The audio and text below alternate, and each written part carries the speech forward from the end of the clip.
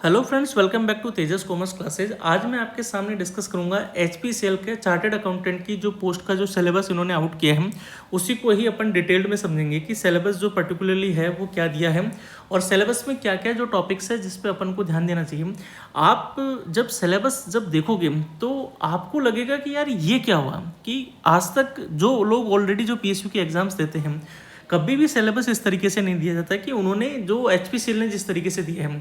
HPCL का जो HR जो डिपार्टमेंट है उसने सिंपली क्या किया, सीए फाउंडेशन से लेके सीए फाइनल तक की सारी सब्जेक्ट के नाम डाल दिए, सारे वो टॉपिक डाल दिए जो हमारे सीए फाउंडेशन से सीए इंटर सीए फाइनल तीनों लेवल में पूछे जाते हैं।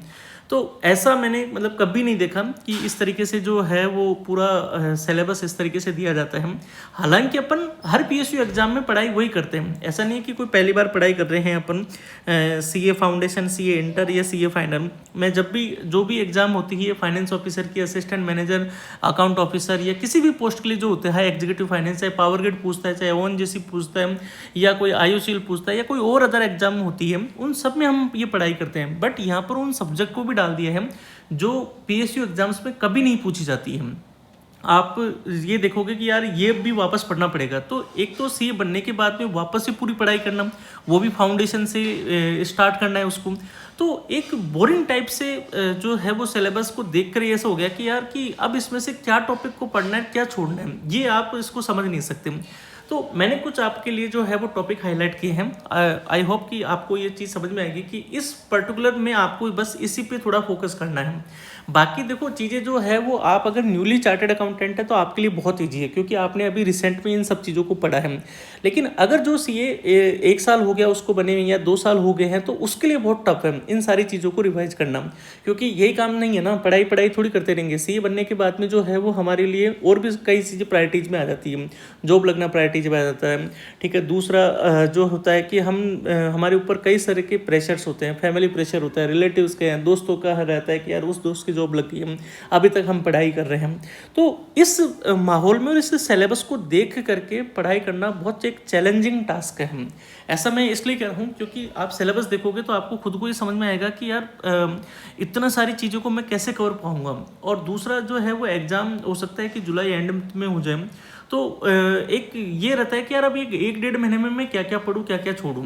तो आप जो है पहले बात तो इसमें सिलेबस को देख के ना घबराएं, क्योंकि यही सब चीज़ें पढ़ के ही हम सीए बने। पहली चीज़ तो ये क्लियर रखिए, ठीक है।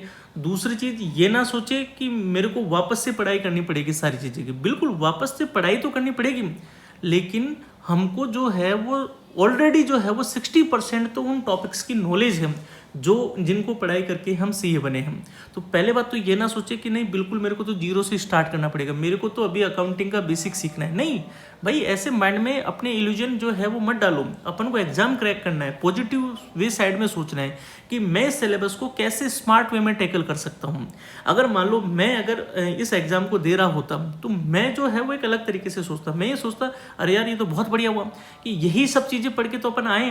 तो ऐसा है कि हमारी 70% चीज़ें तो तैयार हैं, बस 30% जो क्राइटेरिया जो है मेरे को जो फोकस करना है वो उन पार्ट्स पे करना है जो कभी पीएसयू एग्जाम्स में नहीं पूछे जाते हैं। स्ट्रेटेजिक मैनेजमेंट हो गया, इस तरीके के हैं। तो एडवांस फाइनेंशियल मैनेजमेंट हो गया जो मतलब बहुत कम पूछी जाते हैं चीज़ों पे। तो अपन को जो है वो अदर जो बिजनेस लॉ है उन पे अपन को थोड़ा ध्यान देना है, ताकि हम ये कह सके जी 70% तो हम ऑलरेडी प्रिपेयर थे, बस उसका तो रिविजन मारना है। तो मैं आज उन्हीं टॉपिक को आपके सामने डिस्कस करूंगा। तो पहले बात तो देखो ये बहुत अच्छी वैकेंसी है, 24 वैकेंसी है। तो ऐसा नहीं है कि इस सिलेबस को देख के डर जाए, टाइम शॉर्ट ड्यूरेशन को देख के डर जाए, नहीं, आपको बहुत अच्छे से पढ़ाई करनी है।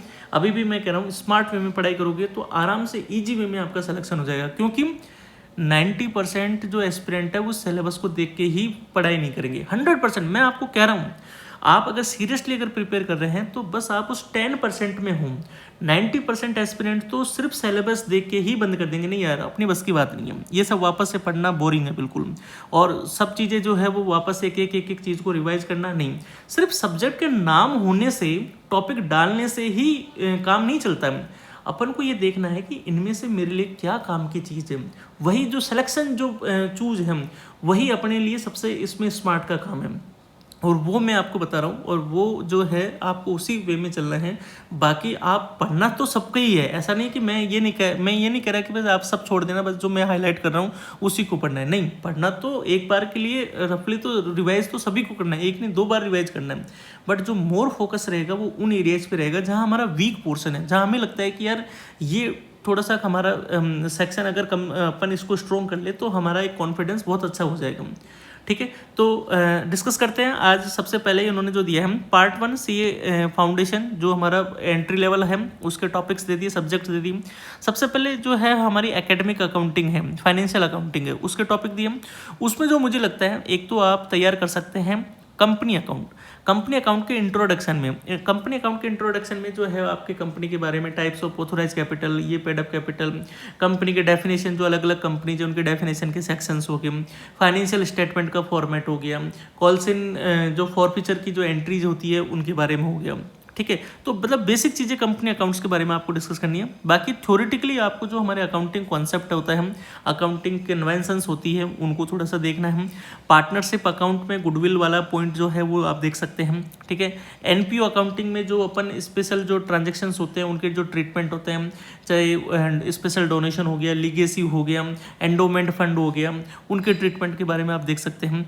ठीक है, बैंक रिकन्सिलेशन स्टेटमेंट में आपसे कोई पर्टिकुलर थ्योरेटिकल क्वेश्चन आ सकता है, या प्रैक्टिकल में आपको ट्रांजेक्शन देख के आपसे पूछ सकता है कि एज पर पासबुक क्या बैलेंस होगा। ठीक है, डेप्रिसिएशन में जो है वो आपसे पूछ सकता है कि सम ऑफ डिजिट मेथड जो है वो कहाँ अप्लाई होता है, WDV मेथड जो यूज करना वो कहाँ सही रहता है। तो बेसिक क्वेश्चंस आपसे अकाउंटिंग में पूछ सकते हैं। ऐसे बिजनेस लॉ है, बिजनेस लॉ में जो मुझे लॉ तो बहुत सारे दे रखे हैं पूरे अपने, अगर सीए जर्नी में देखें तुम, कॉन्ट्रैक्ट एक्ट है, सेल ऑफ गुड्स एक्ट है, पार्टनरशिप एक्ट है, LLP है और कंपनी एक्ट है। मुझे जो इंपॉर्टेंट लगता है वो लगता है कंपनी एक्ट। ठीक है, तो आपको जो मोर फोकस एरिया जो रहेगा वो कंपनीज एक्ट 2013 पे रहना चाहिए। वो तो पूरा आपको बेसिक से लेकर पूरा अपने जो भी चैप्टर्स है वहाँ तक कवर करना है। Part B business correspondence and reporting में अगर आपको कोई तैयार करना है तो मेन कम्युनिकेशन वाला टॉपिक है जिस पे अपन को ध्यान देना है। ठीक है, ये सारे काम के टॉपिक इतने नहीं है क्योंकि उसने तो बस जो सिलेबस अपना जो सीए का है वो उठा के डाल दिया। इसके बाद में business mathematics and logical reasoning and statics, ये थोड़ा स्कोरिंग पार्ट है। रीजनिंग अपन तैयार करेंगे, वहाँ पर ये पूरे टॉपिक जो है आपके पार्ट ए के हैं, ये बहुत ईजी है, इनको आप तैयार कर सकते हैं। रेशियो एंड प्रपोर्शन मैथ का टॉपिक है, जो अपन मैथ में पार्ट ए में जनरल वाले पेपर में तैयार करेंगे वहाँ से हो जाएगा। परमुटेशन कॉम्बिनेशन भी वहाँ से हो जाएगा। सीक्वेंस एंड सीरीज भी मैथ से हो जाएगा। टाइम वैल्यू ऑफ मनी जो आपको FM के पॉइंट ऑफ व्यू से एक बार देखना रहेगा। स्टैटिक्स की बात करें तो अगर किसी के बेसिक 11th-12th में अगर इकोनॉमिक्स रही होगी तो आपने पढ़ा होगा सेंट्रल टेंडेंसी के बारे में, मीन मोड मीडियन के बारे में, तो वो अपन को थोड़ा सा एक बार इसके कैलकुलेशंस फॉर्मूले आपको रिवाइज करने पड़ेंगे। कोरिलेशन एंड रिग्रेशन, कोरिलेशन में जो मेथड है rank, Karl Pearson method, rank वाला जो मेथड है, ठीक है, एक और मेथड है मुझे नाम याद नहीं रहा, तो वो अपन को एक देख लेना है। रिग्रेशन की टेक्निक्स अपन को देखनी है। इंडेक्स नंबर के जो फीसर इंडेक्स है, एक और जो मेथड है फैमिली बजट मेथड है, वो आपको देख लेना है इंडेक्स मेथड में। ठीक है, इसके बाद में आता है business economics and business and commercial knowledge. इसमें आपको इकोनॉमिक्स में time, theory of demand and supply, demand and supply की जो कॉन्सेप्ट है वो देखना है। डिटर्मिनेशन इन डिफरेंट मार्केट, जो मोनोपोली मार्केट है उसके बारे में देखना है। फुल कंपटीशन है, परफेक्ट कंपटीशन है, वो आपको देखना है। बिजनेस साइकिल वाला जो टॉपिक है वो मेरे हिसाब से उसमें क्वेश्चंस पूछ सकता है। इसके बाद part B business and commercial knowledge में आप बिजनेस ऑर्गेनाइजेशन जो डिफरेंट टाइप के होते हैं, कंपनी फॉर्मेट में, सोल प्रोप्राइटरशिप फॉर्मेट में, पार्टनरशिप फॉर्मेट में, गवर्नमेंट की जो पॉलिसीज है बिजनेस ग्रोथ को लेकर वो क्या है, वो आपको इसमें थोड़ा देखना है। इसके बाद में सी एंटर। अब मैं ये कहूँ कि सी फाउंडेशन से जो है वो हमारा कितना पेपर आएगा, तो सी फाउंडेशन से जो पेपर है वो आपका पेपर आएगा लगभग 20 से 25% पेपर आपका सी फाउंडेशन से आएगा। ठीक है, ये मोटा मोटा एक रफली मेरा आइडिया है कि जो मेरी नॉलेज है उसके हिसाब से कि 20 से 25% आपका सीए फाउंडेशन से आएगा। इसके बाद चलते हैं CA inter part 2। CA inter की बात करें तो अकाउंटिंग, जो हमारी फाइनेंशियल कॉर्पोरेट अकाउंटिंग बोल सकते हैं, उसमें आपको एक तो जो शेड्यूल 2 एंड 3 उसके बारे में जो पॉलिसीज है, जो रूल्स है, जो फॉर्मेट है, वो आपको देखना है। कंपनी अकाउंट मैं आपको बता चुका कि कंपनी अकाउंट के जो ट्रांजैक्शंस है वो आपको देखने हैं। इसके बाद में थ्योरेटिकली अगर आप इंडेस के बारे में, कार्व आउट के बारे में देखना चाहे, कॉन्सेप्ट जो है वो थ्योरेटिकली एक बार देख सकते हैं इसको। कॉर्पोरेट एंड अदर लॉ की बात करें तो कंपनी लॉ मैं बता ही चुका हूँ, बार बार रिपीट हो रहा है, तो आपको मतलब एक ही तैयार करना है, बार बार नाम पढ़ के घबराना नहीं है, अरे फाउंडेशन में भी आ गया, फाइनल में भी आ गया, ये आपको तो पूरा लेके चलना है कंपनी अकाउंट्स को, सॉरी कंपनी लॉ को। कॉस्ट एंड मैनेजमेंट अकाउंटिंग की बात करें तो कॉस्ट एंड मैनेजमेंट का जो थ्योरेटिकल पार्ट है, इंट्रोडक्शन वाला पार्ट है, मटेरियल वाला पार्ट है, फर्स्ट चैप्टर है इंट्रोडक्शन, जिसमें डिफरेंट टाइप्स की कॉस्ट की डेफिनेशंस दी हुई है, कॉन्सेप्ट दिए हुए हैं, मेथड ऑफ कॉस्टिंग जो बताए हुए हैं अलग अलग, ठीक है, job costing, batch costing, standard costing, ठीक है, बजटरी कंट्रोल, ये सब आपको देखना है। कॉस्ट कंट्रोल एंड एनालिसिस में बजट आ गया हमारा। टैक्सेशन की बात करें तो डिडक्शंस जो है वो आपको सबसे इम्पोर्टेंट ध्यान में रखना है कि डिडक्शंस जो डिफरेंट टाइप की जो डिडक्शंस हैं हमारी 80C से लेके जो 80U तक की जो डिडक्शंस है वो देखनी है। एडवांस टैक्स के बारे में जो रेट्स है, जो मैकेनिज्म है एडवांस टैक्स जमा कराने के, ड्यू डेट्स हो गया, रेट ऑफ इंटरेस्ट हो गया कि अगर हम एडवांस टैक्स अगर डिले जमा कराते हैं तो कितना होगा। TDS में जो नई जो रेट आई है इस साल, जो फाइनेंस एक्ट 2025 जो आया है, जो अमेंडमेंट TDS के चैप्टर में किए गए हैं उसकी रेट आपको देखनी है। और TDS की जो लिमिट चेंज हुई है, रेंट पे लिमिट चेंज हुई है, कमीशन पे चेंज हुई है, ब्रोकरेज पे चेंज हुई है, वो आपको अपडेट होना चाहिए। तो TDS बहुत इंपॉर्टेंट पार्ट रहेगा। इसके अलावा provisions for filing return filing की जो अलग अलग रिटर्न होती है हमारी, 139 जो सेक्शन है वो पूरा आपको देखना है। बिलेटेड रिटर्न आपको देखना है। इसके अलावा आपको जो नया जो कॉन्सेप्ट आया है डीम्ड वाला, वो भी आपको देखना है। सेल्फ असेसमेंट में जो 140 जो सेक्शन है इनकम टैक्स का, वो आपको एक बार के लिए गो थ्रू करना पड़ेगा। इसके बाद GST, अब देखो इसमें एक लाइन में दे दिया GST, इसमें कोई टॉपिक नहीं बताए, तो आपको जो GST के जो इंपॉर्टेंट टॉपिक है, जैसे इंट्रोडक्शन वाला चैप्टर है हमारा, ठीक है, जिसमें बेसिक हिस्ट्री बताई हुई है, कौन सी कमेटी बनी, GST काउंसिल का आर्टिकल क्या होता है, सबसे पहले GST कौन से कंट्री में हुआ था, और GST जो है वो CGST SGST का मैकेनिज्म क्या है, क्रेडिट का मैकेनिज्म क्या है, ठीक है, पेमेंट ऑफ GST वाला जो चैप्टर है, रिटर्न फाइलिंग वाला जो चैप्टर है GST का बहुत इंपॉर्टेंट है, EB बिल वाला चैप्टर है वो बहुत इंपॉर्टेंट है। इसके अलावा जो E-इनवॉइस वाला चैप्टर है वो बहुत इंपॉर्टेंट है। क्रेडिट पे एक प्रैक्टिकल क्वेश्चन नहीं बनेगा, मतलब प्रैक्टिकल जैसा ऐसा क्वेश्चन नहीं आएगा जैसे हमारे CA में आता है। आप बस क्रेडिट में जो उसके कॉन्सेप्ट हैं, ठीक है, T3 T4 के जो कॉन्सेप्ट है वो आप देख सकते हैं। इसके अलावा एडवांस अकाउंटिंग की बात करें तो जो लिक्विडेशन हो गया, अमालगमेशन हो गया, कंसोलिडेशन हो गया, पार्टनरशिप का डिसोल्यूशन हो गया जिसमें पीसफुल डिस्ट्रीब्यूशन ऑफ असेट वाला जो मेथड है, बैंकिंग और नॉन जो बैंकिंग कंपनी की अकाउंटिंग है वो आप देख लेना एक बार इसमें। तो मतलब टॉपिक तो आपको बहुत सारे दे दिए, लेकिन मुझे जो लगता है कि यहाँ से क्वेश्चंस बनेंगे वो टॉपिक मैंने आपको ऑलरेडी इसमें दे दिया है। ऑडिटिंग एंड एश्योरेंस में बात करें तो जो ऑडिटिंग का जो इंट्रोडक्शन वाला चैप्टर है वो बहुत अच्छे से पढ़ना है, क्योंकि वहाँ से थ्योरेटिकली क्वेश्चंस बहुत आएंगे। Audit planning and audit program, इनमें डिफरेंस क्या है, इनके डेफिनेशंस क्या है, क्या चीज़, क्या स्टेप्स इसमें कवर होती है। ऑडिट डॉक्यूमेंटेशन, कंपनी ऑडिट बहुत इंपॉर्टेंट चैप्टर है, कंपनी ऑडिट, ऑडिट रिपोर्ट बहुत इंपॉर्टेंट है, ऑडिट ऑफ बैंक्स आपसे पूछ सकता है। इसके अलावा अब ये जो टॉपिक है, ये पर्टिकुलर सब्जेक्ट, ये किसी PSU में नहीं पूछा जाता है, बहुत कम मतलब होता है कि जहाँ से कोई क्वेश्चंस बनते हैं, बट अब ठीक है उन्होंने दे दिया तो इसका इंपॉर्टेंस इतना नहीं है जो मुझे लगता है। और इंपॉर्टेंस में अगर कोई टॉपिक पूछा जाएगा तो E-कॉमर्स से रिलेटेड, M-कॉमर्स से रिलेटेड, इमर्जिंग टेक्नोलॉजी, ये जो है ये काम की चीज़ हमारी। कॉर बैंकिंग जो सिस्टम है वहाँ से क्वेश्चन पूछ सकते हैं, ठीक है। डायनेमिक ऑफ कॉम्पिटिटिव स्ट्रैटेजी जो दे रखी है वो आपको देखना है। बिजनेस लेवल स्ट्रैटेजीज एक बार गो थ्रू करनी पड़ेगी। ऑर्गेनाइजेशन एंड स्ट्रेटेजिक लीडरशिप जो है वो आपको देखना पड़ेगा, ठीक है। इसके बाद में फाइनेंशियल मैनेजमेंट की बात करें तो फाइनेंशियल मैनेजमेंट में वर्किंग कैपिटल वाला चैप्टर बहुत इंपॉर्टेंट है। कैपिटल इन्वेस्टमेंट में कैपिटल बजटिंग आ गया, फाइनेंशियल डिसीजन में कॉस्ट ऑफ कैपिटल आ गया, कैपिटल स्ट्रक्चर आ गया, डिविडेंड डिसीजन अपना जो है वाल्टर मॉडल हो गया, जो अप्रोच है वो आपको देखना है। इसके बाद में नेशनल इनकम डिटरमाइन के जो फॉर्मूलेज हैं, ग्रोस, GDP, GNP वगैरह जो फॉर्मूलेज हैं वो आपको एक बार देखना है। मनी मार्केट ये बहुत इंपॉर्टेंट है। पब्लिक फाइनेंस, इंटरनेशनल ट्रेड, जिसमें छोटे छोटे जो कॉन्सेप्ट दे रखे हैं वो आपको गो थ्रू करना है।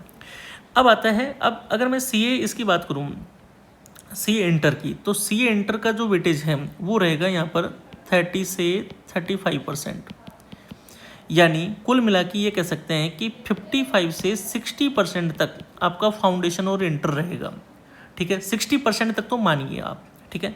अब 40% जो वेटेज है वो रहेगा CA फाइनल का।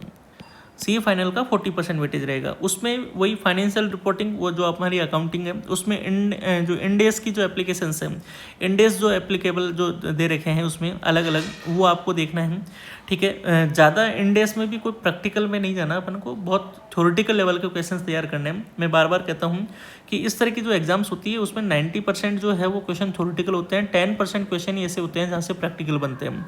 आप कहीं बहुत ज़्यादा प्रैक्टिकल किया, आपका कॉन्सेप्ट क्लियर होना चाहिए कि पर्टिकुलर इंडेक्स में क्या मेथोडोलॉजी लगती है, क्या उसका क्राइटेरिया होता है असेट को रिकॉग्नाइज करने के, क्या तरीके का कॉन्सेप्ट उसमें मेन फोकस रहता है, वो आपको देखना है। घबराना नहीं है कि यार इतने सारे इंडेक्स को मैं कैसे वो करूँगा।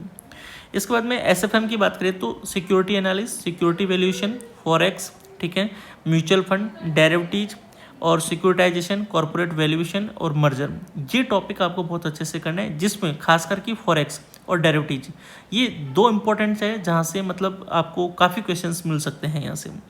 एडवांस ऑडिटिंग वही रहेगा हमारा। सबसे पहले तो कंपनी ऑडिट की बात करें, दूसरा होता है audit committee and corporate governance. तो कॉर्पोरेट गवर्नेंस के जो डिफरेंट मॉडल है वो आपको देखने हैं, ऑडिट कमेटी के सेक्शंस आपको देखने हैं, ऑडिट कमेटी की रिकमेंडेशंस आपको देखनी है, इंटरनल ऑडिट जो है इसके बारे में कॉन्सेप्ट पता होना चाहिए, मैनेजमेंट एंड ऑपरेशनल ऑडिट इनमें डिफरेंस पता होना चाहिए कि किस काम के लिए होती है, ऑडिट ऑफ पीएसयू की ऑडिट आपको करने के तरीके पता होना चाहिए कि क्या क्या चीज़ें चेक की जाती है, क्या देखा जाता है, क्या मैकेनिज्म फॉलो किया जाता है।